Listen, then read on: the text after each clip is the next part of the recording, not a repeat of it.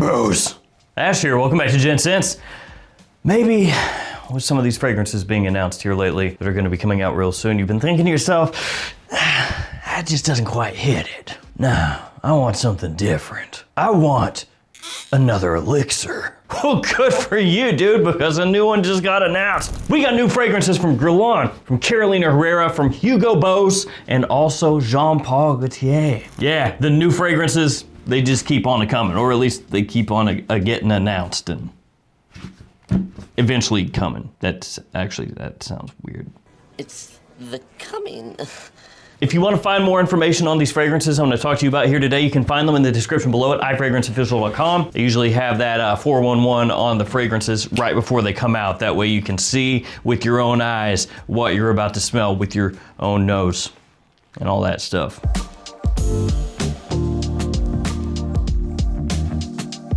And as I go along today and tell you guys about these new fragrances, let me know in the comments below which of these 4 that we're gonna talk about today do you think is gonna be best? Like, which one are you looking forward to the most? And I feel like we're just scratching the surface here, just, you know, tickling the iceberg. I think there's gonna be so much more over the next month or so that gets announced, but this will do for now. Let's start with the new Hugo Boss, which is The Scent Eau de Parfum Intense, which, you know, I'm just gonna throw this out there. I feel like, just as far as like naming conventions, that naming something Eau de Parfum Intense about as boring as you can get. But let me know if you agree with me there, because I mean, yeah, I'm sure a lot of people are like, Eau de Parfum Intense? Oh my God, take my money. So on the one hand here, I'm really glad to see Hugo Boss getting back to the Scent line, because they had the Scent Elixir in 2024, but then in 2025, nothing? And then apparently right at the beginning of 2026, they're gonna be coming out with this new one. So it seems to be like, oh,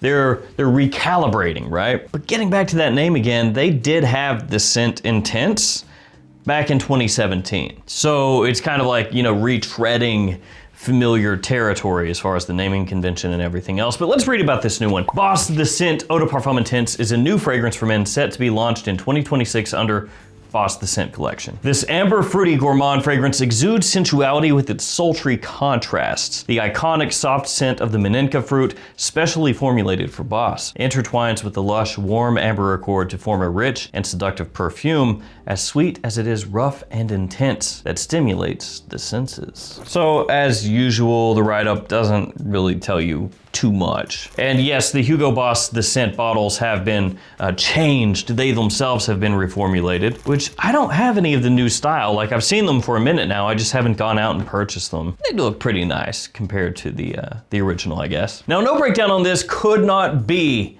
more pedestrian as far as just like what they're giving us with this initial bit of information.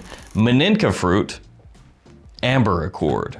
Which that Menenka fruit accord, that note has been kind of like the selling point for the Scent line from the get-go, because that's kind of what made it unique. That note has a really nice fruity pop. It's a little bit exotic in the sense that you don't smell it very often. It has a little bit of a dusty aspect to it as well. And it's one of those notes that when you smell it, you just know right away, like, oh, that's Menenka. It's kind of like with iris. You know, you smell iris, and if you're familiar with that note, then you can clock it right away. You'll just be like, oh yeah, it's iris. It's the same kind of deal with Menenka. It's like when you smell it, you know right away, oh, okay, that's what it is. And it's really easy to kind of pick out Hugo Boss The Scent fragrances because of that. But with this being the entire note breakdown right now, it just is super ultra crazy boring. If you go back to the original The Scent Intense, its note breakdown had Menenka fruit, of course. Also had lavender, cardamom, ginger, leather, also vanilla and woods. So putting that side by side with the new Eau de Parfum Intense, it is more than likely not going to really smell like that original The Scent Intense did. Or at least I would expect it not to smell really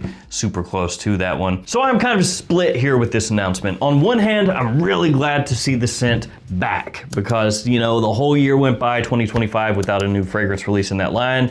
And it started to feel kind of iffy on if they were gonna step away from it or not. So on the one hand, it's like, okay, good, it's back. On the other hand, it's like, you guys took a year plus off, then you're coming out with something that's just named Intense for all intents and purposes, and you're hitting us with 2 notes. Like, just feels as if maybe a little more effort would have been good. But if you're a fan of that line, which I absolutely am, and again, I'm looking forward to it, that's coming out. Let's talk next about the new Guerlain. This is L'Homme Ideal Cologne Forte. And this is good because it follows what they've always done with this line, which is this. One fragrance comes out and it's for fall and winter. The next one comes out, spring and summer. The next one, fall and winter. The next one, spring and summer. You can follow that from the beginning of the L'Homme Ideal line, and since the last one was L'Homme Ideal Parfum, which is for fall and winter, this one for spring and summer. And there's one thing that jumps out right away with this fragrance, and it's basically the first sentence in the write-up. The first Guerlain almond fragrance for men, L'Homme Ideal unveils a new limited edition L'Homme Ideal Cologne Forte. It's apparent at this point that most of the flankers that are going to be coming out in the L'Homme Ideal lineup are going to be limited editions. And that kind of sucks, but at least they're telling us straight up that that's what's going on. Now, I'm assuming if they had one come out that was an absolute smash hit, that they would revisit that and be like, oh, well, it's not limited anymore because reasons. Money, because you bought it, that's why. But as I said, at least we know, because there have been a bunch of fragrances in this lineup that have come out, especially the ones for spring and summer, that are really, really good, very well done, and then they disappear like that. So since Guerlain is telling us right off the rip that this is limited, what that means is if you really like the L'Homme Ideal line, scoop this one up when it becomes available. And if it turns out to be very, very good, maybe scoop up another bottle or two. Because look back at some of the fragrances that have come and gone in this line that used to be really easy to find that are now very difficult to find. Stuff like L'Homme Ideal Cool, Cologne, Sport, Platine Privé, which smelled kind of like cologne, but it's neither here nor there. Basically, if you want this, when it comes out, get it. Because I don't trust that this is gonna be available for too long before it starts to become difficult to find. So how does this one smell? Well, it says it's a fiery, fresh almond fragrance that presents the supreme expression of the collection's iconic signature ingredient. Fresh as an eau de cologne and intense as an eau de parfum. 10 feet tall and strong as an ox. L'Homme Ideal Cologne Forte is like a harmonious paradox, an almond treated with a warm, cold effect. On the one hand,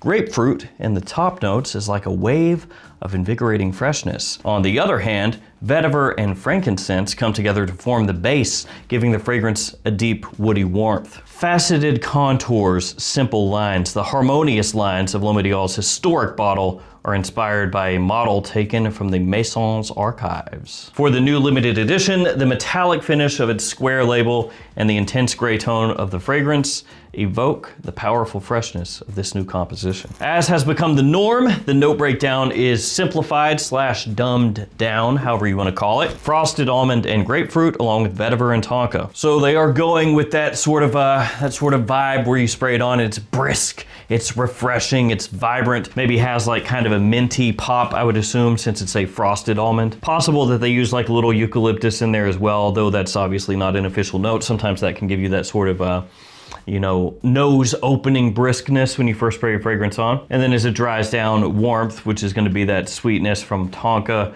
along with a little bit of vetiver woodiness. To be fair, pretty much this entire line is good. Some of them are great, but pretty much all of them are at least good. So I fully expect that this stuff is going to be, at a bare minimum, worth owning. It is going to be a bummer though if it comes out and just absolutely rips and smells fantastic and then 2 months later you can't find it again. That has happened a few times over the past few years and always frustrating. So there it is, the new L'Homme Ideal Cologne Forte. If you are about this line, thankfully, it is not dead and buried. We have a new one coming very soon. Next, let's talk about the new bad boy, but before that, code updates. The JOMASHOP codes, they are a-changin'. So make sure that you take a look at these new codes. Those go into effect at the very beginning of the year and last for a few months. So if you try to make a purchase and you use the old code and you go, oh no, what is happening? It's because the codes have changed. Other than that, all the codes you see here, you can use those whenever you shop for fragrances and save yourself a little cash. The next scent comes to us from Carolina Herrera,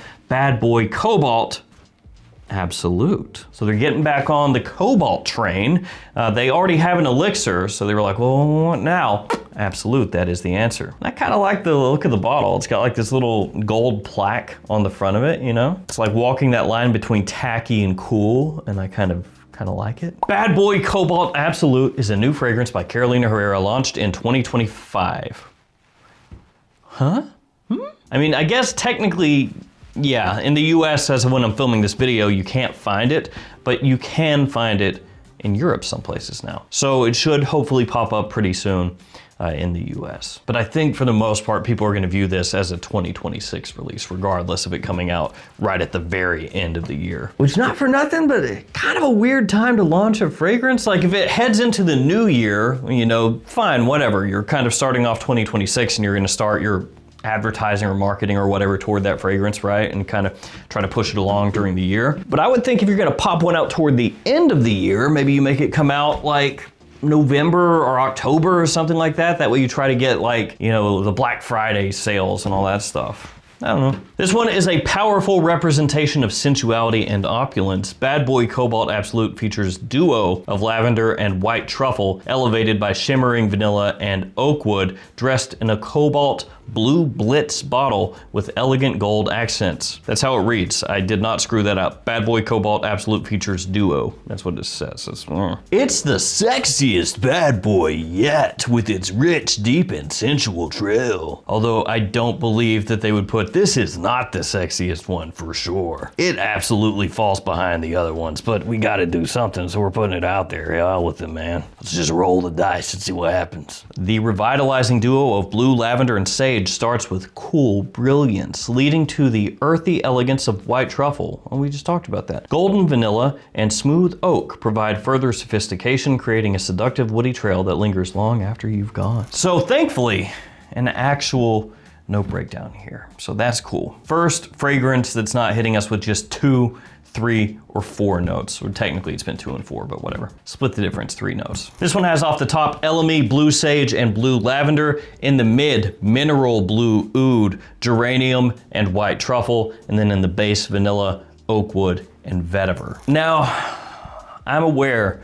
that when it comes to the Bad Boy line, a lot of people just automatically kind of write them off, you know, their new releases. But I've liked a few of them here recently, like some of their later releases are pretty good. And actually, of the 3 fragrances that we've talked about so far, I know this is like sacrilege, but that one reads the most interesting to me. I'm sure the Guerlain is gonna be fantastic, don't get me wrong. But this one feels maybe a little more cohesive instead of like with L'Homme Ideal where they go, well, it's got a cold almond, it's frosted, and then it's like hot. So it's like cold and ice and then like fire. And the fire is wood notes and the tonka. It's gonna be good.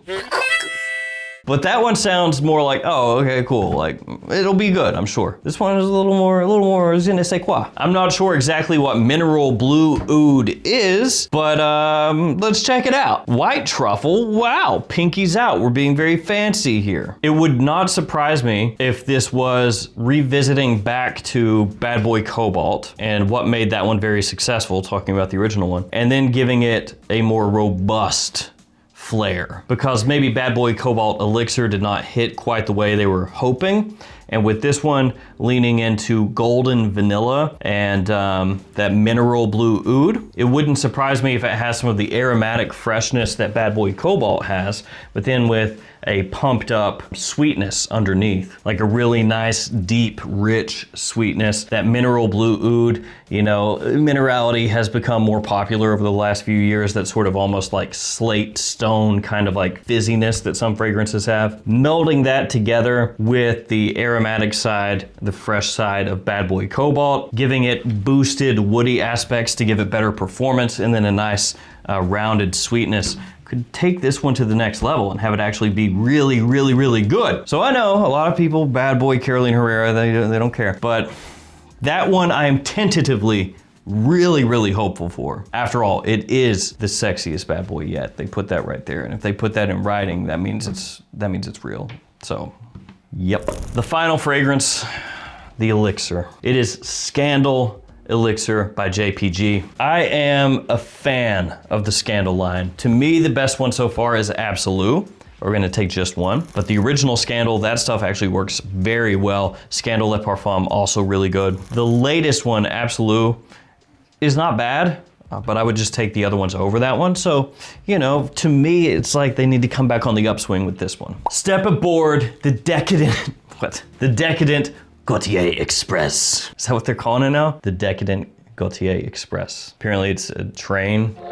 a fragrance train. But on this express, only the most unconventional are welcome. This year, the Gaultier gang takes the helm and the journey reaches new heights of sensuality and scandal. Welcome to First Class in Excess, reserved for those who never apologize, where every sensation is amplified. That means they're on ecstasy. They're on MDMA over here. Every sensation is amplified, First Class in Excess. They're talking about doing ecstasy. They're at a festival or a club or something. Tripping balls, man. Black Cherry opens the dance, juicy, bold, and unashamedly captivating the senses. Patchouli asserts itself powerfully, followed by Tonka Bean, the ultimate expression of excess, and prevails with a charming, outrageously elegant finish. A fragrance full of intensity, a trail of excess reserved for the initiated. It will be available on February 2nd. Cool. So they are hitting us with that 3-note breakdown, but it's looking pretty good. Mainly because of that top note, Black Cherry, and then Patchouli and Tonka. And something interesting here, Scandal has, for me, kind of been in the same ballpark as Stronger With You. Not that it smells the same as Stronger With You, but that they overlap in terms of like when you would use them, and the person that's gonna buy this might be the same person that buys this. So like I said, they're kind of playing in the same ballpark to an extent. And Stronger With You, powerfully, that one has a cherry note. So that new Stronger With You coming out, cherry is presumably going to be one of the main focal points of that scent. And then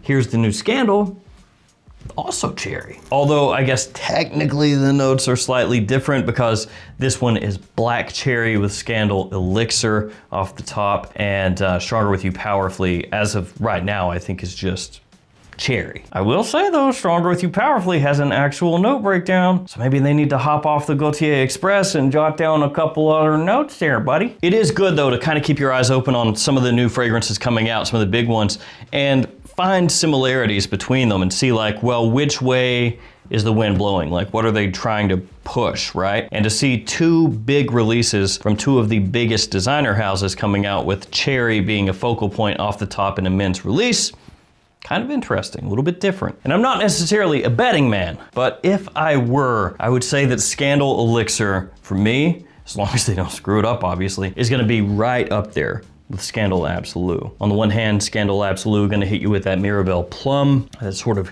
caramel vibe as it dries down, really nice and deep. And then this new one with the Black Cherry should cut through a little bit more off the top. A little more tartness, a little more sweetness. And then as it dries down, the Patchouli could give it a nice woody edge. I don't think they're gonna go too earthy with that or anything. Probably keep it more just deep and, like I said, woodsy. And then that Tonka will fill in, kind of give it a vanilla sort of sweetness. And if they hit it just right, that should be another one along with that bad boy that just absolutely rip. So there we go, 4 more new fragrances. Let me know of those 4, which one do you expect is going to smell the best? If I had to guess, I would say more people are gonna lean toward the Guerlain just because it's a Guerlain, and also the Scandal Elixir, but don't sleep on that bad boy. And don't sleep on the Hugo Boss, it could be really good too. They've actually put out some killer fragrances over the past couple years, so you can't count them out. You can count out that no breakdown though. I wanna thank you guys for hanging with me here until the end. Thank you so much for supporting me all year long. Stay safe out there, guys. Take care of yourselves. I'll see you tomorrow with another fragrance video. See you guys.